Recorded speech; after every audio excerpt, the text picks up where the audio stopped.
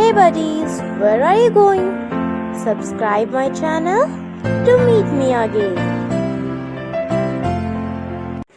Hello everyone and welcome to our channel Fly School, and today we are going to do the second part of our chapter, that is nationalism in India. Okay, so second part is differing strand within the movement. The non-cooperation Khilafat movement began in January 1921. Various social groups participated in this movement, each with its own specific aspiration. All of them responded to the call of Swaraj, but the term meant different things to different people.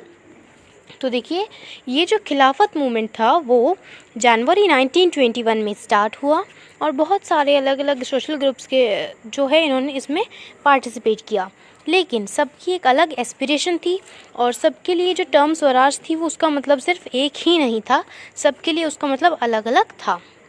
The movement in the towns. The movement started with the middle class participation in the cities. तो ये जो start किससे हुआ कि सबसे पहले cities में middle class के जो लोग थे उन्होंने पार्टिसिपेट करना शुरू किया. जो बच्चे थे, कम से कम 1000 बच्चों ने गवर्नमेंट स्कूल छोड़ दिए, कॉलेजेस छोड़ दिए, हेडमास्टर्स और टीचर्स ने जो है रिज़ाइन दे दिया अपनी जॉब से, लॉयर्स ने गिव अप कर दिया. तो इस तरह से ये मूवमेंट जो है स्टार्ट हुआ था सिटीज़ में. The council elections were boycotted in most provinces except Madras. तो काउंसिल के जो इलेक्शंस थे उनको बॉयकॉट कर दिया गया. सिर्फ मद्रास में ऐसा हुआ था कि काउंसिल के इलेक्शंस हुए थे. Where the Justice Party, the party of the non-Brahmins, felt that entering the council was one way of gaining some power, something that usually only Brahmins had access to. तो मद्रास के लोगों ने इसलिए उसको boycott नहीं किया क्योंकि वहाँ पे जो पार्टी थी जस्टिस पार्टी, उनका सोचना ये था कि ये पावर को किसी तरह से गेन करने का एक तरीका हो सकता है कि अगर हम इलेक्शन लड़ते हैं तो हम कहीं ना कहीं कुछ ना कुछ पावर तो गेन करेंगे ही. तो उनका सोचने का तरीका ये था, इसलिए उन्होंने काउंसिल के इलेक्शंस को बॉयकॉट नहीं किया था. The effects of non cooperation on the economic front were more dramatic.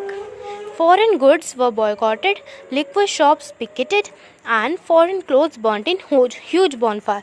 तो क्या हुआ था, देखिए, फॉरेन जो गुड्स थे, कोई भी सामान था, उसको बॉयकॉट किया गया. लिक्विड की जो शॉप्स थी उसको पिकेट किया गया. पिकेट का मतलब देख लेते हैं, अ फॉर्म ऑफ डेमोन्स्ट्रेशन और protest by which people block the entrance to a shop, factory और ऑफिस.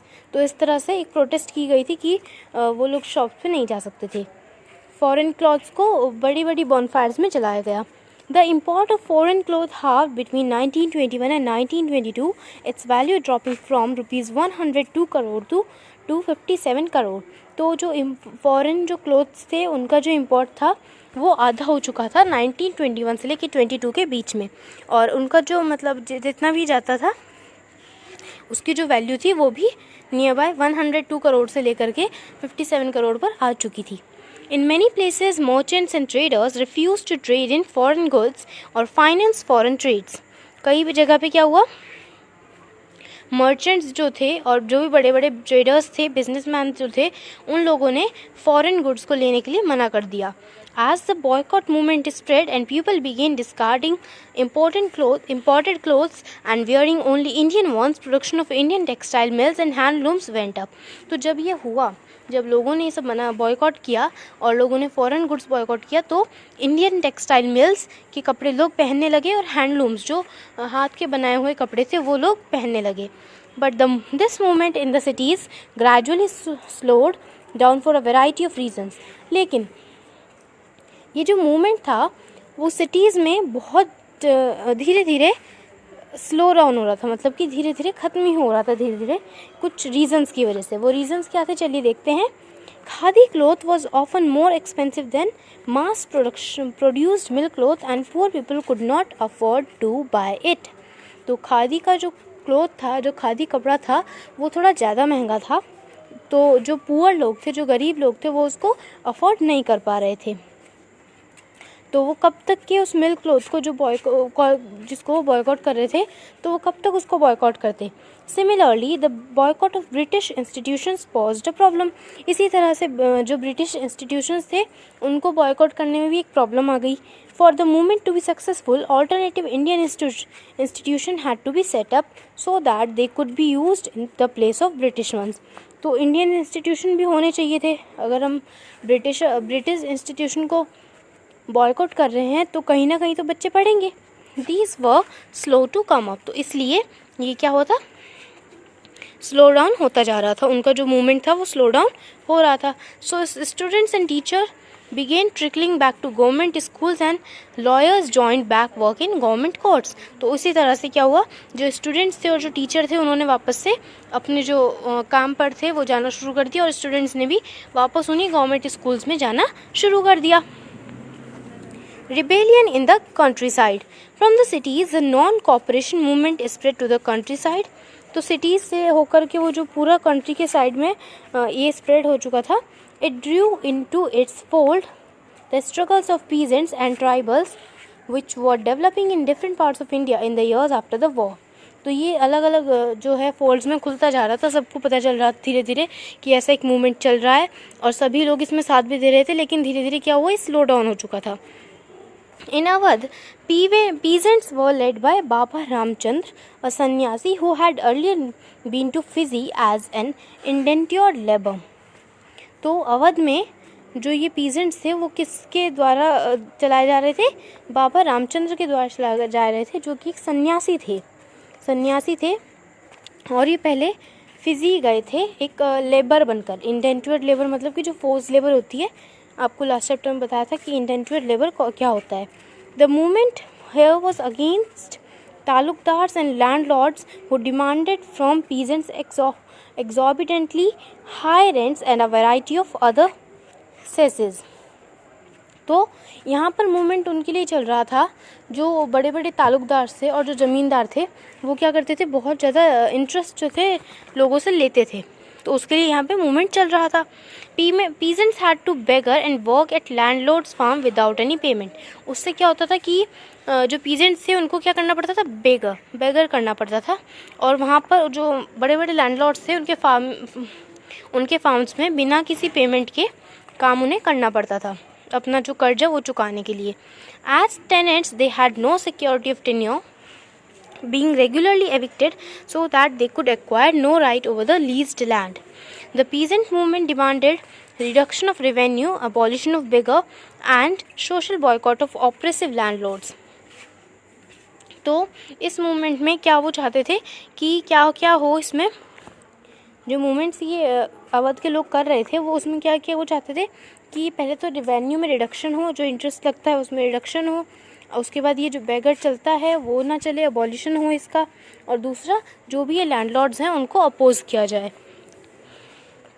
इन मैनी प्लेसेस नायदोभी bans were organized by panchayats to deprive landlords of the services of even barbers and washermen। In June 1920, Jawaharlal Nehru began going around the villages in Awadh, talking to the villagers and trying to understand their grievances। तो जून 1921 में जवाहरलाल नेहरू ने एक village से गाँव में जाना शुरू कर दिया और लोगों से उनकी जो प्रॉब्लम्स है उनको समझना शुरू कर दिया।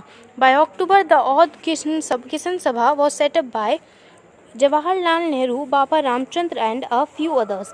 उसके बाद अक्टूबर तक औध किसान सभा जो है वो चलाई गई, जिसको हेड किया किसने, जवाहरलाल नेहरू ने, और बाबा रामदेव और कुछ और लोगों ने मिलकर के इस सभा को चलाया था। Within a month, over 300 branches had been set up in the villages around the region। एक महीने के अंदर अंदर इसके 300 ब्रांच उस विलेज में बन चुकी थी, मतलब उस विलेज और आसपास के एरियाज में बन चुकी थी। So, when the non-cooperation movement began the following year, the effort of the Congress was to integrate the Awadh peasant struggle into a wider struggle। तो यहाँ पर जो अब कांग्रेस का जो हेल्प था वो ये था कि उन्होंने इस पीजेंट मूवमेंट को छोटे से लेकर बड़ा एक रूप दे दिया था। ठीक है, The peasant movement, however, developed in forms that in 1921 the houses of taluqdars and merchants were attacked. अब 1921 में जब ये पीजेंट मूवमेंट चलता रहा तो 1921 में जो तालुकदार्स थे और जो भी मर्चेंट्स थे बड़े बड़े, उनके घरों पर अटैक किया गया. बाजार्स वर लूटेड, बाज़ारों को लूटा गया. And green hoards were taken over. In many places local leaders told peasants that Gandhiji had declared that no taxes were to be paid and land was to be redistributed among the poor. तो बहुत सी जगह पर peasants को ये बताया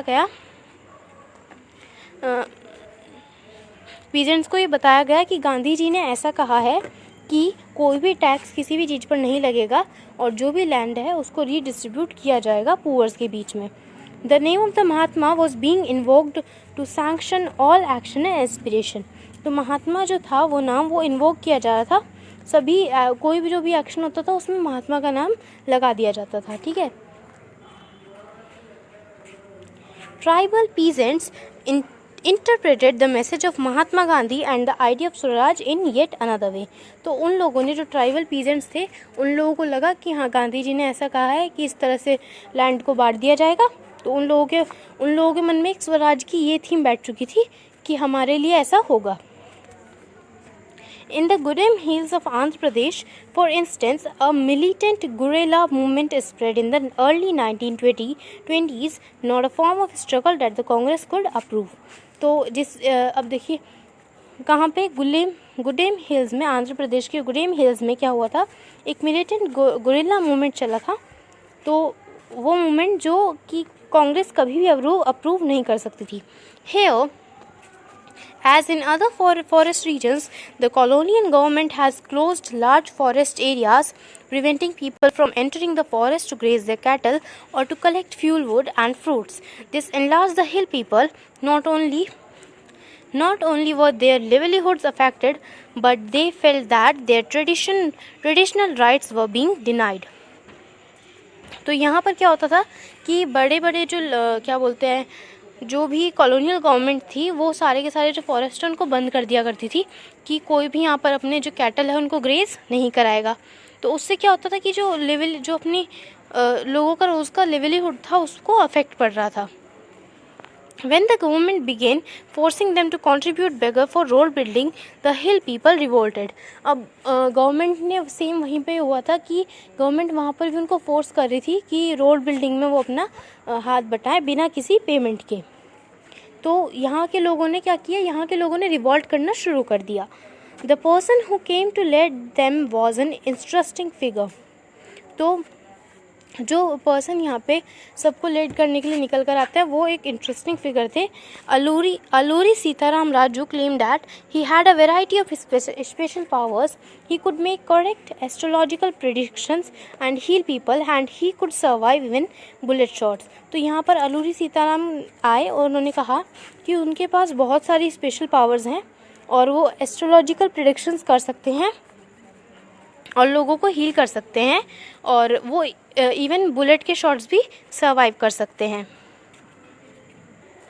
Captivated by Raju, the rebels proclaimed that he was an incarnation of God. तो राजू ने ऐसा कहा कि रिबल्स ऐसे कहते थे कि वो जो है एक गॉड की इनकारनेशन थे.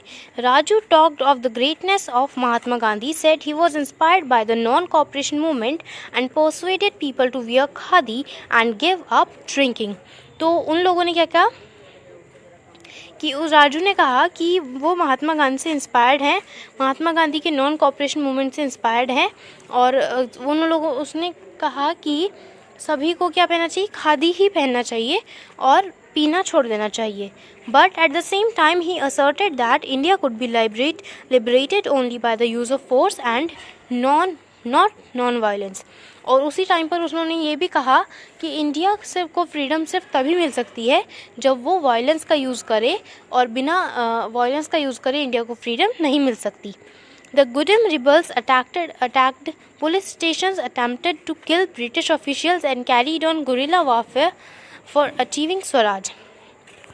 तो अब यहाँ के जो रेबल्स थे, गुडेम के जो हिल्स के जो रहने वाले लोग थे, उन लोगों ने गुरेला वारफेयर पर ब्रिटिशर्स को मारना शुरू कर दिया और स्वराज को पाने के लिए उन्होंने गुरिल्ला वारफेयर पे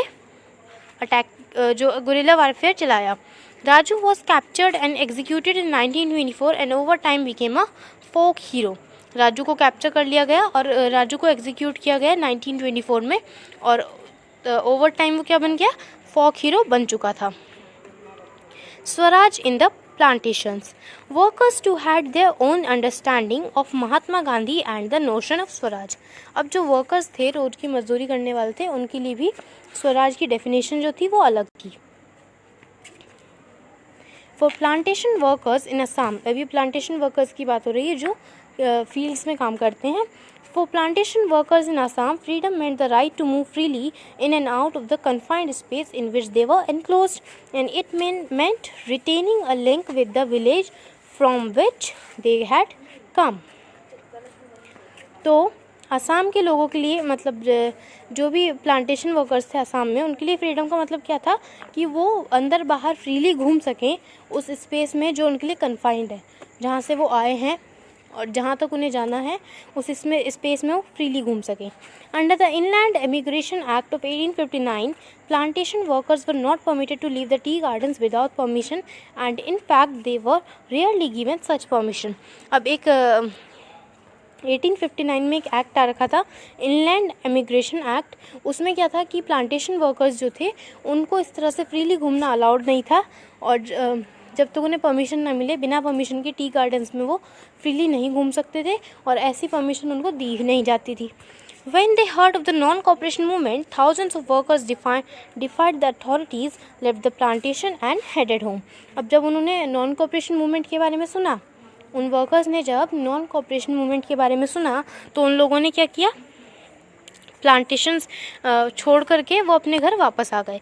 they believe that Gandhi Raj was coming and every one would be given land in their own villages. उन लोगों को लगता था कि गांधी राज आ चुका है और सबको अपने अपने घरों में, अपने अपने विलेजेस में क्या मिलेगा, लैंड मिलेगा। They however never reach their destination, इसलिए वो अपने डेस्टिनेशन पे कभी पहुँचे ही नहीं। Stranded on the way by a railway and steamer strike, they were caught by police and brutally beaten up.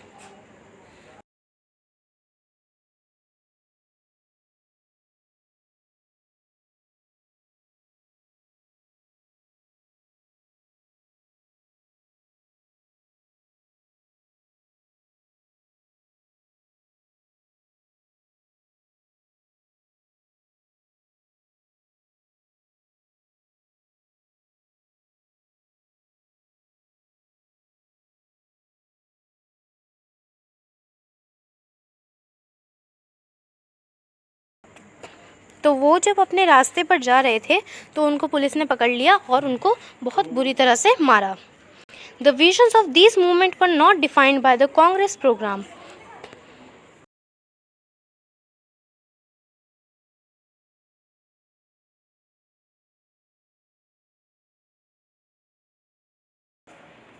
तो इस मूवमेंट का जो विजन था वो कांग्रेस के द्वारा प्रॉपरली डिफाइंड नहीं था। They interpreted the term swaraj in their own ways, imagining it to be time when all suffering and all troubles would be over. तो उन लोगों ने, सभी लोगों ने अपनी अपनी इसकी एक अलग टर्म निकाल ली थी। Yet, when the tribals chanted Gandhiji's name and raised slogans demanding Swatantra Bharat, they were also emotionally relating to an all India agitation. तो लेकिन जब ट्राइबल्स ने गांधी जी का नाम लिया और एक स्लोगन डिमांड किया स्वतंत्र भारत का, तो यहाँ पर ये पूरे इंडिया के बारे में सोच रहे थे। When they acted in the name of Mahatma Gandhi or linked their movement to that of the Congress, they were identifying with a movement which went beyond the limits of their immediate locality. तो अब वो क्या कर रहे थे, अब वो पूरे भारत के बारे में सोच रहे थे, ना कि सिर्फ अपने एक पर्टिकुलर